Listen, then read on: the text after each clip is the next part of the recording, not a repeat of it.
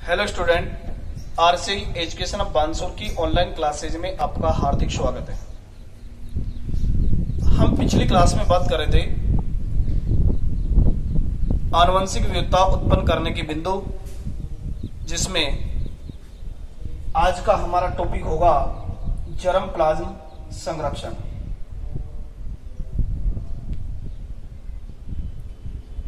Germ plasm संरक्षण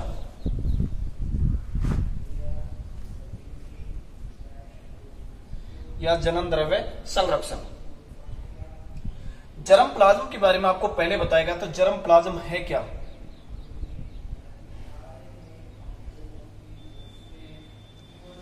किसी फसल या उससे संबंधित जातियों में पाए जाने वाले सभी जीनों को उस फसल का क्या कहा जाता है?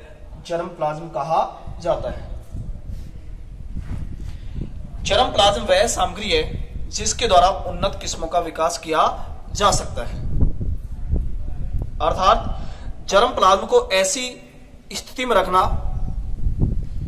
जिससे उसके नष्ट होने की आशंका न हो तथा इनकी प्रविष्टियों को या तो सीधे ही खेत में उगाया जा सके अथवा खेत में उगाने के लिए तैयार किया जा सके, उसे कहा जाता है जर्म प्लाज्म संरक्षण। ध्यान रखें कि जर्म प्लाज्म के नष्ट होने की संभावना कम हो, उस स्थिति में रख के जर्म प्लाज्म का क्या किया जाता है? संरक्षण किया जाता है। तो जर्म प्लाज्म संरक्षण के दो तरीके हैं। एक सवस्थानीय संरक्षण इन सिटू, सवस्थानीय संरक्षण।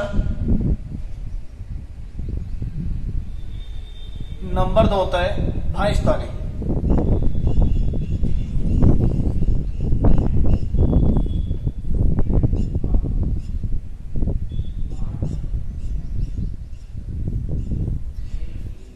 सवस्थानीय नाम से मालूम कि सव कि खुद के स्थान पर, कि जब जर्म प्लाज्म को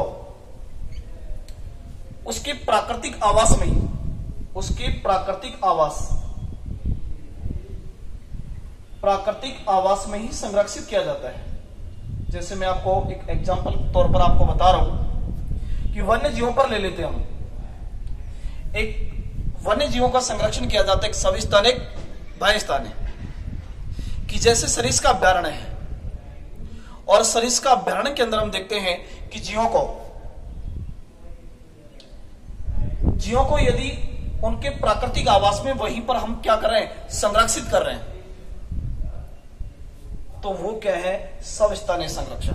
कि वहां पर एक प्रकार से मानव की जो गतिविधियां होती हैं, निषेध होती हैं, प्रतिबंध होता है, तो वहां पर जीवों को वहीं पे सरिस्का अभयारण्य में क्या कर रहे हैं? संरक्षित कर रहे हैं। तो किस में आता है? सवस्थानीय संरक्षण।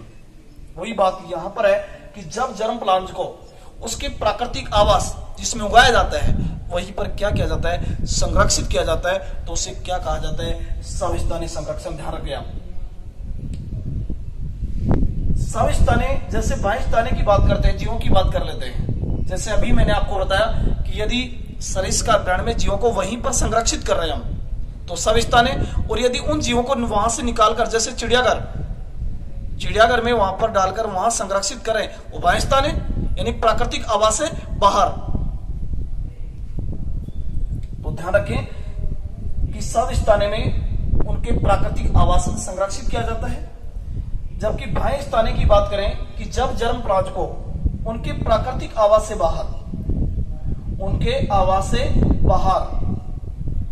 क्या किया जाता है? संरक्षित किया जाता है, उसे बोलते हैं बाह्यस्थानीय संरक्षण। ध्यान रखें कि जैसे युग्मक बैंक हैं, इसी प्रकार से जीन बैंक हैं, पराग बैंक हैं,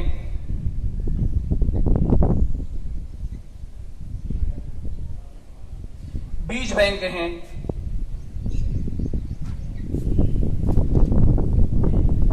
ये सभी किस में आते हैं? बाह्यस्थानीय संरक्षण में आते हैं।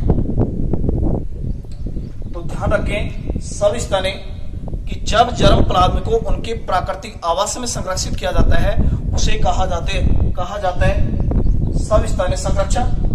और जब जर्म प्लाज्म को उनके प्राकृतिक आवास से बाहर संरक्षित किया जाता है तो उसे क्या कहा जाता है? बाह्यस्थानीय संरक्षण कहा जाता है।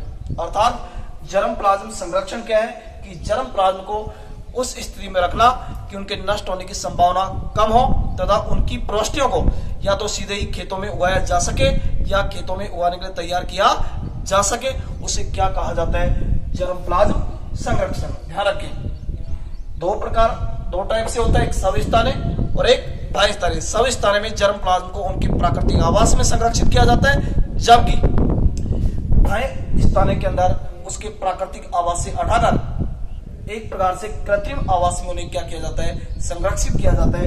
उन्हें बाह्यस्थानीय संरक्षण के नाम से जानते हैं, जैसे युग्मक बैंक है, जीन बैंक है, पराग बैंक है, बीज बैंक है, ये सब किस में आते हैं? बाह्यस्थानीय संरक्षण में आते हैं। तो ये अपना जर्म प्लाज्म संरक्षण है। इससे आगे अगली क्लास में बात करेंगे। तो आज के लिए इतना ही, धन्यवाद।